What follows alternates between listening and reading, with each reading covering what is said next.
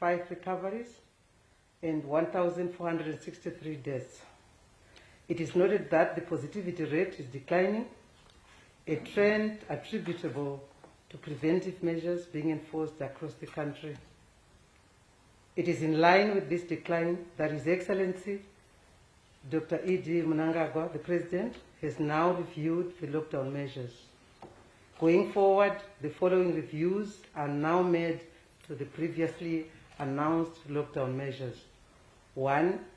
The wearing of face masks, temperature checks, as well as washing of hands or use of sanitizers in all public areas remain mandatory. 2. The curfew, which was starting from 2000 hours and ending at 5:30 hours, is now starting from 22 hours and 2200 hours and ending at 5 a.m. Letters are no longer required for movement. Then 3 supermarkets can now remain open up to 7 p.m. This is to reduce congestion, and people must enforce social distancing within their premises. Then 4, industry can open with strict adherence to World Health Organization set standards and national COVID-19 guidelines, such as the regular disinfection of premises, social distancing, handy sanitization, and use of body temperature checks at entrances. Non-compliance in this regard will attract targeted closures of entities. Small medium enterprises, food markets, and the informal sectors can reopen on condition that they strictly adhere to the World Health Organization set standards and national COVID-19 guidelines. In the education sector, schools must prepare to open and put in place measures which observe the World Health Organization protocols and national COVID-19 guidelines. Virtual learning or long-distance learning is encouraged where possible. Universities and colleges must also prepare to open and ensure compliance with the World Health Organization protocols and national COVID-19 guidelines. And again, in universities, virtual learning or long-distance learning is encouraged where possible.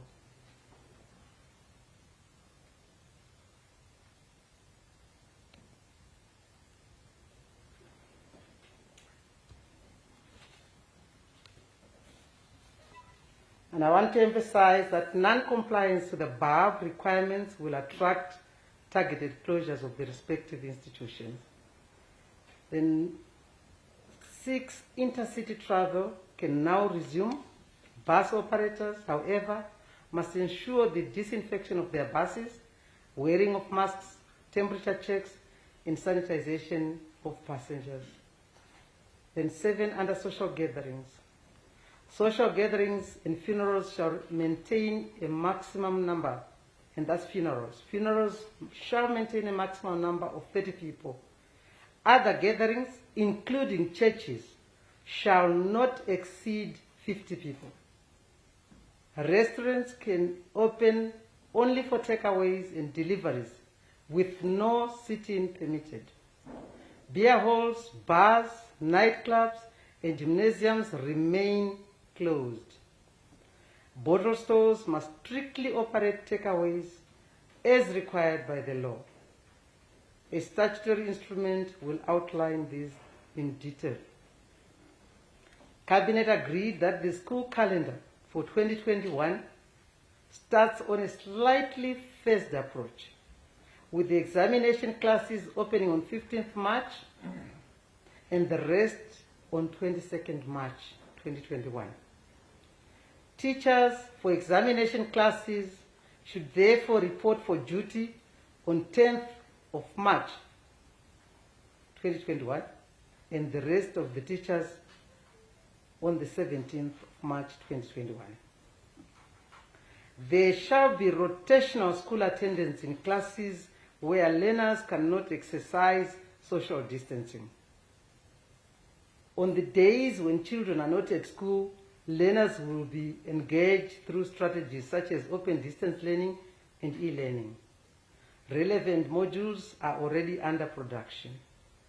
Among the catch-up strategies, all continuing classes will start with 2020 work. Syllabi have been compressed to facilitate accelerated coverage. Both primary and secondary school levels will follow 3 levels of accelerated compressed syllabus coverage. Then Cabinet received a report on the procurement and rollout of the COVID-19 vaccination program.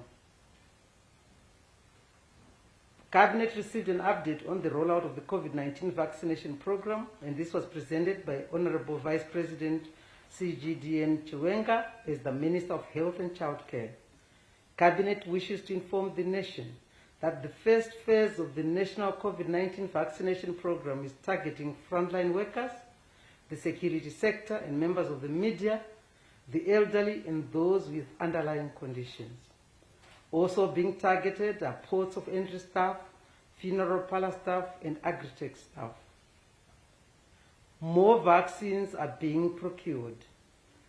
As indicated before, the vaccination is voluntary and free.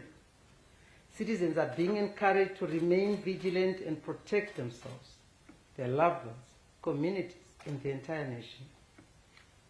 The nation is further informed that last week, President Xi Jinping of the People's Republic of China donated a further 200,000 doses, taking China's total donation of vaccines to Zimbabwe to 400,000 doses. And over and above the donated 400,000 doses, another 600,000 doses of Chinese vaccines purchased by the government of Zimbabwe will be arriving in the coming weeks.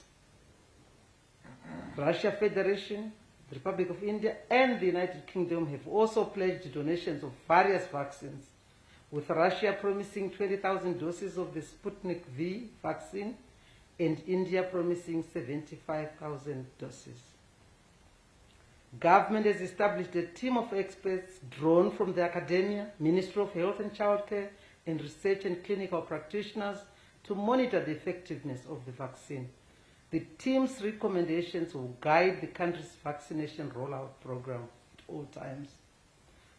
No major adverse reactions have been recorded to date, except for a single case of a minor reaction which manifested in a rash. Cabinet got an update on the Emergency Road Rehabilitation Program. Cabinet received an update on the Emergency Road Rehabilitation Program as presented by Honorable Vice President Chiwenga as Chairman of the Enhanced Cabinet Committee on Emergency Preparedness and Disaster Management. The update came against the background of the massive damage to infrastructure across the country from the ongoing heavy rains. The country has a total road network of 98,049 kilometers, distributed among the 4 categories of road authorities, namely the Department of Roads, the District Development Fund, urban local authorities, and rural district authorities.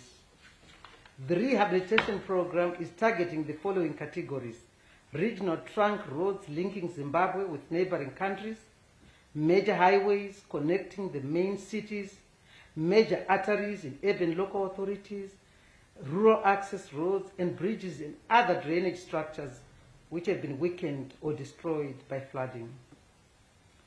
The Ministry of Transport and Infrastructure Development will lead the process on the identification and prioritization of road infrastructure in need of rehabilitation.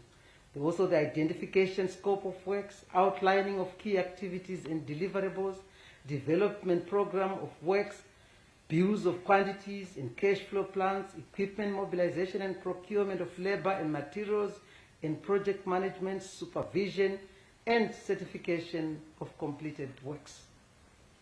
Cabinet was also informed that the Ministry of Finance and Economic Development has already released 480 million Zimbabwe dollars towards this program.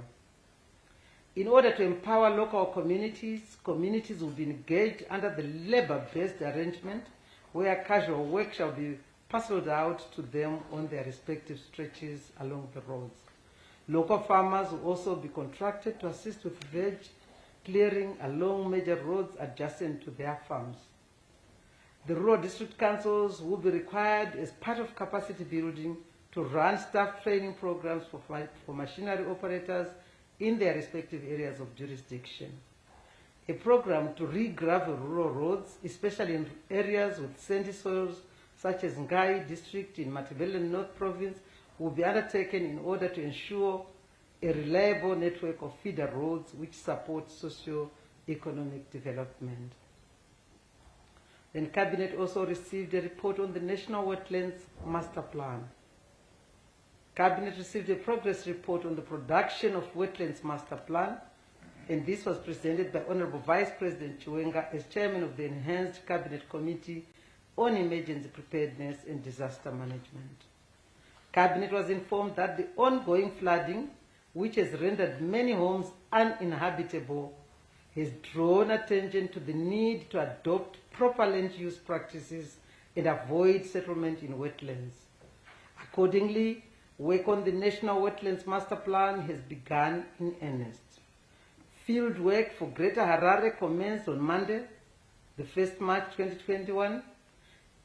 In order to expedite the process, the model being developed for Harare will be replicated across the country, with rules being put in place to scientifically define wetlands and clearly delineate them. The wetlands geodatabase will be deposited with the National Data Center, with a wetlands mobile application being available to assist policy formulation and land use planning. The deliverables of the current efforts will be as follows: an interactive wetlands map for Zimbabwe, wetland sub-maps for each of the 10 provinces, down to district and ward level, with coordinates accessible on the web map, and a categorized wetlands map to guide utilization thereof. Treasury is funding this project. The Treasury has put aside 6.5 million for this project. Then Cabinet also received a report on the proposed Mushamuzi housing program. Cabinet considered and approved the proposed Mushamuzi housing program for the development of affordable housing. This was presented by Honorable Vice President C.G.D.N. Chiwenga as the Chairman of the Enhanced Cabinet Committee on Emergency Preparedness and Disaster Management. Cabinet was informed that the Zimbabwe Investment and Development Agency, ZIDA, proposed the establishment of the Mushamuzi Housing Fund. The fund will anchor and facilitate the sustainable financing and development of affordable houses for the lowest earning members of our society. An independent housing governance ecosystem will be created to operationalize the scheme and assure participants of utmost prudence in managing the fund. The program comprises 4 phases. Phase 1 will target civil servants employees and will be replicated countrywide, while phase 2, 3, and 4 will be extended to non-government employees. The Mushamuzi program will build a 4-roomed house on a 200 square meter piece of land. In redevelopment areas, the program will focus on the construction of high-rise developments in areas already serviced by existing municipal facilities. For the high-rise developments, an average of 800 square meters will be required for development of 4-story units to cater for 16 families. The fund will, through its fund managers, approve and appoint qualified and competent developers for the construction of the housing units, with each developer expected to construct a minimum of 50 units or more per development. Developers will be paid on satisfactory completion of each development. Meanwhile, interested financial institutions with the capacity to provide mortgage facilities within the required financial levels will be given a stock of housing units to release to the market. Identified and approved beneficiaries will then access mortgages through the institutions at the indicated affordable housing rates. Implementation of the Mushamuzi project will be coordinated by the Ministry of National Housing and Social Amenities in consultation with all relevant critical stakeholders. It will be based on a public-private partnership model. I would like to advise the nation that the government's commitment to providing decent accommodation to its citizens is priority. Then Cabinet also received a report on update on identification and quantification of all irregular and dysfunctional settlements, including in flood-prone areas. This report was received and it was presented once again by Vice President Honorable Chiwenga as Chairman of the Enhanced Cabinet Committee on Emergency Preparedness and Disaster Management. On progress achieved as at 1st March 2021, Cabinet was informed that the identification and quantification of irregular and dysfunctional settlements, including in flood-prone areas, that had been completed. The verification of numbers of people affected is underway in all provinces in order to lock out opportunities, and this will be completed by the 12th March 2021. On the relocation strategy for settlements affected by flooding, Cabinet wishes to advise that the exercise to move affected households to holding camps that has already started in the Harare Metropolitan Province and will spread to all the other provinces. Households in Harare Metropolitan, Midlands and Manicaland provinces who are affected have been identified and quantified, and the affected households will be relocated. Cabinet is therefore informing the public that in Mbare, 4 sites have been identified under Phase 1 of the Mbare redevelopment program with potential to accommodate in excess of 2,000 households at an estimated cost of 6.5 billion Zimbabwe dollars. The architectural designs for the proposed flats and the attendant 3-dimension models for the development are available. In Tafara, Manresa, under Harare City Council, available service land adjacent to existing flats has been identified, and 21 blocks of flats can be constructed to accommodate 336 households at an estimated cost of 337 million Zimbabwe dollars. In Dzwarasekwa, serviced state land adjacent to existing flats is available, and 160 blocks of flats can be constructed to accommodate 2,560 households. And the estimated cost for those works is about 2.5 billion Zimbabwe dollars. In Prospect, near Beni, available serviced land adjacent to existing flats can accommodate at least 15 blocks of flats for 240 households at a cost of 840 million Zimbabwe dollars. In addition, high-rise flats will be prioritized at former messengers camps in all provincial capitals and some districts across the country. The Ministry of National Housing and Social Amenities is engaging private sector players so that they also participate and take up additional projects under Phase 1 of the program. Factory shells that attract investors will also assist in creating employment in order to reduce distances that citizens often traverse to get to workplaces. Cabinet resolved that the Ministry of National Housing and Social Amenities will lead the process of coordinating the resource mobilization and prioritization of housing projects. Then Cabinet also received a report on the compendium of projects implemented by the Second Republic from January 2018 to December 2020. Cabinet received an update on the compendium of projects implemented by the Second Republic from January 2018 to December 2020, and this was presented by the Minister of State for Presidential Affairs and Monitoring of Government Programs, Honorable Joram Gumbo. Cabinet wishes to inform the public that as part of its efforts to fulfill its commitments to transparency and accountability, government produced a compendium of or completed and ongoing infrastructural and other projects by province. Out of a total of 1,388 projects which were implemented countrywide by the Second Republic during the period 2018-2020, 829 were infrastructural projects, while 559 were non-infrastructural projects. Of the projects implemented, 868 were completed, while 520 were ongoing. 829, which is about 59.7% of the projects, were infrastructure related, and the 559, which is about 40.3%, were other projects.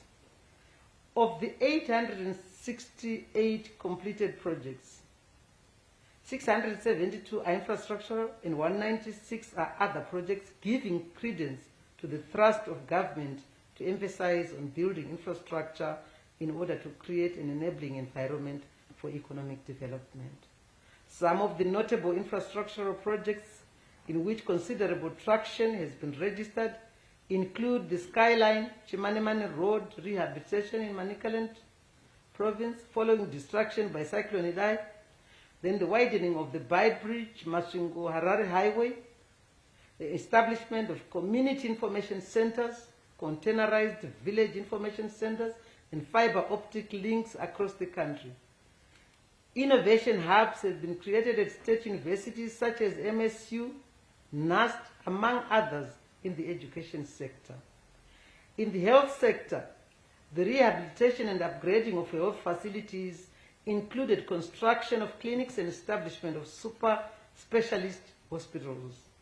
Notable in this regard are health facilities such as the Manicaland State University Clinic in Mutare, the Orthopedic Hospital in Bulawayo, and BMB at United Bulawayo Hospital. In the energy sector, the expansion of the Kariba Power Station and the Wange Thermal Station have led to increase in power added to the national grid, leading to energy self-sufficiency. In line with the $12 billion mining industry by 2023 thrust, notable projects of impact include the Intrachem explosives manufacturing plant, the expansion and operationalization of the Afroshin plant, and the manufacture of transformer cartridges project. In the housing sector, government prioritized the construction of institutional accommodation, servicing of stands, and provision of requisite social amenities. Notable projects include the new Parliament building, the Tomlinson Depot, ZRP flats, and the Civil Servants Housing Scheme at Swarasekwa.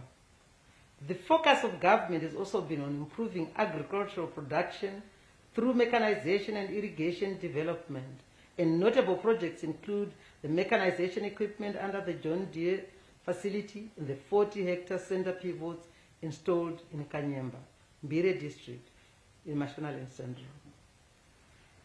In the water and sanitation sector, notable projects include the rehabilitation works at Garia Dam in Cholocho, that's Matabeleland North Province, the piped water supply at Mseri Clinic in Chiweshe in Mashonaland Central, and the Mabula Sewer Treatment Plant in Zvishawane, Midlands Province.